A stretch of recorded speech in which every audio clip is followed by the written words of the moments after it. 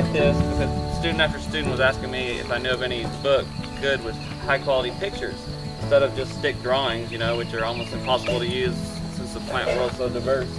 So I decided to go ahead and make one for my students originally, so now it's available to the public in general. But anyway, for every plant it has multiple high quality color photos and a good basic description that you don't have to be a botanist to understand. Alright, let's start with the most abundant thing around us here, is grass. Okay, a lot of people don't realize it, but grass has a lot of uses. First of all grasses have edible shoots. So let's talk about just identifying grasses in general. Grasses usually have these long, straight leaves. They're called linear leaves. So they're long and just, you know, straight like a normal grass in your yard. They also have non-showy flowers. So the flower petals are, it's never going to have like flower petals that are vibrant colors or anything like that. They're always non-showy. So here's an example of a grass flower. This little cluster right here. So they're pollinated by the wind, so they don't have to be showy and attract insects to pollinate them, most of them. So that'll help you identify 99% of the grasses in the U.S. So non-showy flowers, straight, linear leaves, okay?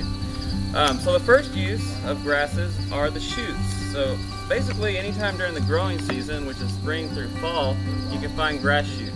So in this case, this is Johnson grass. So what we can do is go up to it. We can usually pull the top out and the shoot will come out. Okay, sometimes you have to peel it down, but the shoot, all the shoot is the inner stem that's young.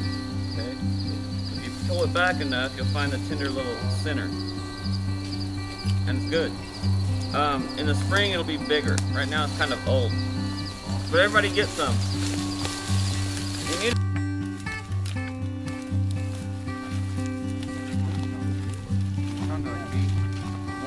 Oh, the only kind of shoes I have are these. I'm feeling the vibes of your barefootness and how you switched it up on.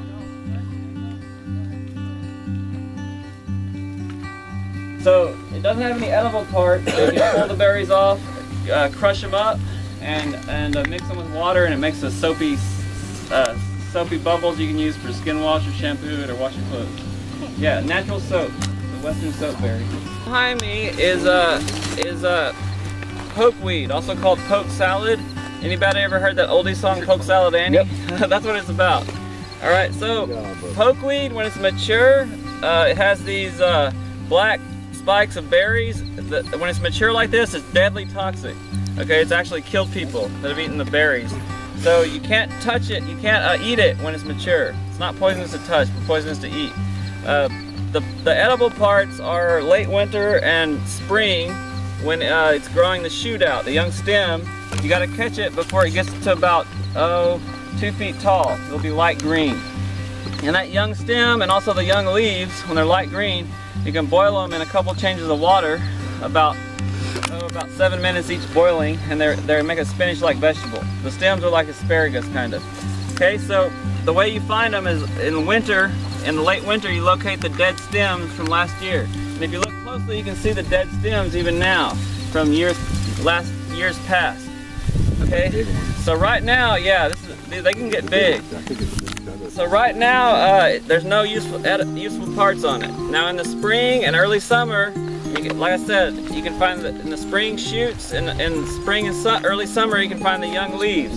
And the young leaves, when it gets bigger, it'll even be on the tips. Okay, and you can pick those young leaves off and use them too. But you gotta boil them in 2 changes of water, so about 7 minutes each. And then it'll be a boiled vegetable, okay?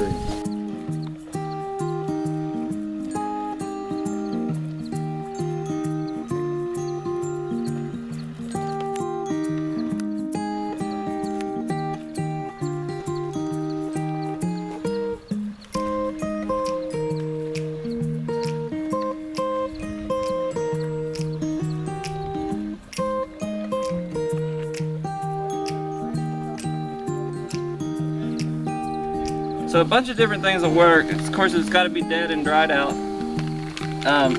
For my fireboard, any kind of wood good for the bow drill is good for the fireboard on the hand drill. So willow, cottonwood, sumac, yucca, This is trumpet vine, trumpet creeper that grows in East Texas a lot. Okay, so it works really good.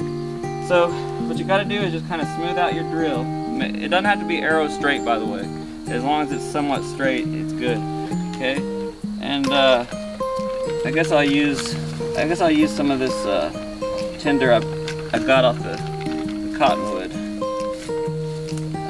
So first thing I got to do is I got to pick out a hole I want to try here. I think I may have to make a new one, which will be good because I'll show you how to do it anyway. Right now I'm just going to burn it in by spinning it. Okay. See, that's what I want to know how to do, is to float your hands like that. Yeah, I can show you.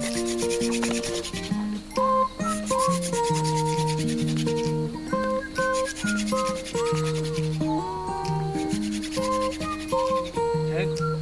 All right, now I got it burnt in, so now I'm ready for my little 1/8 of a circle notch, which I always tell people it's like a piece of pizza or a pie. That's 1/8 of a circle. So what I want to get my arms inside my legs, so you don't want your leg between your arms because you won't have as much motion, and you want your thumbs up, because when your thumbs are up, your hand's flatter. Okay, so thumbs up. And when you start out, you want to use your whole hand. So don't just be spinning it with the middle of your hand. Use your whole hand when you start. Okay, so there's a technique called floating, which I'll kind of demonstrate it first here, but usually the main way I do it is just traditional downward movement. But floating is where you turn your hands in a circular motion, just like this, and that way you don't ever move down, okay? But the way, if I were y'all, I would learn it when you're first doing it, is just the normal way of spinning and moving down. Okay. Notice I'm using my whole hands when I first up on the top, and then I don't when I go down. I go about halfway.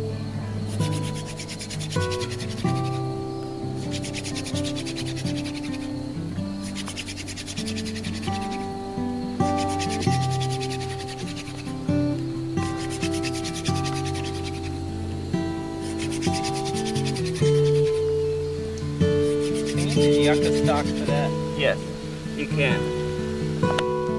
All right, got a coal. Need to shelter it from the wind until the wind stops. Okay. It gives me a break. Is it because it's a lot smaller of a coal than a bow drill that you want to keep it intact like that? Well, even the bow drill, the wind will blow it around, so that's why I do that. Okay, everybody see that? Dropped into my tinder bundle. Hold it up.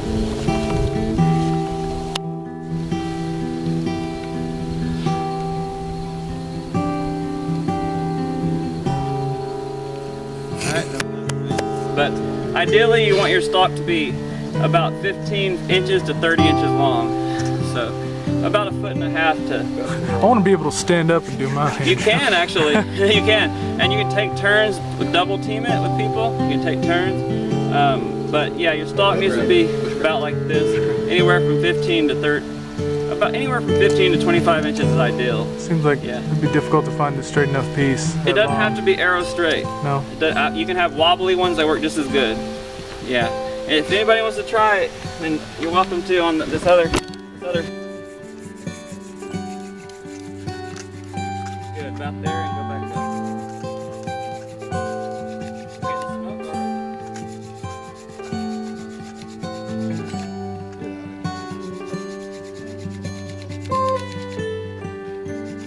If you're wearing rings or anything, you want to make sure you take your ring off because that'll get in the blade. Good, just again. Again. Spin it fast and press down at the same time. Again. You got it close. Keep going. You're growing it. Again. One more time. Fast and hard. Okay, stop. Stop. You got it close. Wow. Pick it up. Take that up. Alright, hold on. I'm gonna let you do it, but keep it sheltered a minute.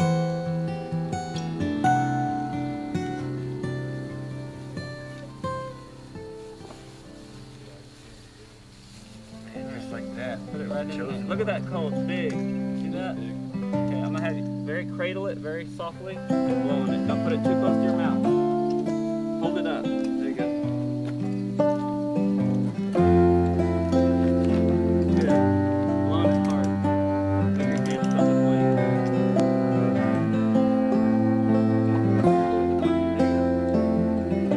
Yeah. You got it, Jesse. Wow. Good job, man.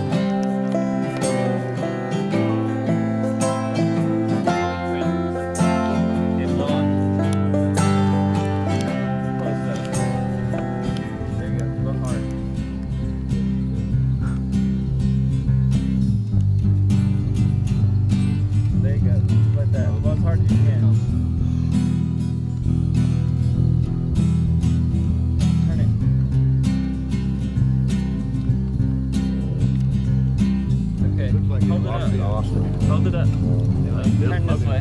Turn this way. It's okay, you got it. Dirty. There you go. Keep blowing on it. Oh. Alright. Got it, man. Dude, it's on fire. Got it. Good job. Man, that makes it so much easier when you got the right stuff. Yeah, man. Yeah.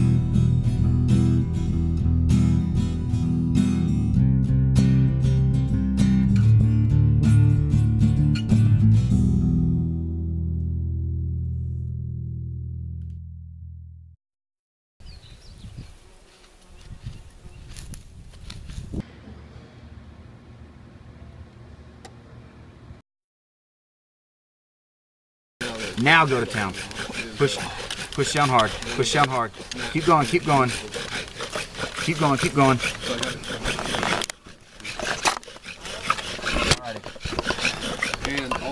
Oh. Wait. You got it. You got it. Leave it there. Okay. So let it do its thing. Put that on the ground. Put it on the ground. Put it on the ground. We'll save it real quick because your notch wasn't quite big enough to get all this in there. You got some time. Not much. That one's gonna. You had a huge one, man. All all this right here, all that was a coal. So see, let the wind do it. Go ahead and grab your bird's nest. Now hold that in one hand, and you know, get your breath and all that. And Don't let the wind pull it up though. Dump it in there. Do the rest. Now go ahead. I'll stand up. Okay. Now hold it up. Taco it a little bit more. Close it in. Never heard it called taco. Close it in a little bit more. Put some of that material around that coal. That coal's not going to burn like that forever. Give it a little bit more air. There you go. There you go. And push some more. There it is. Go. Yes! Woo. Got it. Yes, sir. Heck yes, man. Whoa, Drew. Heck yes. Alright, here's That's why we all carry a lighter. Yeah. Isn't that the best feeling, dude? Look, you just used this and got that. That's, I love it every time. Heck yeah.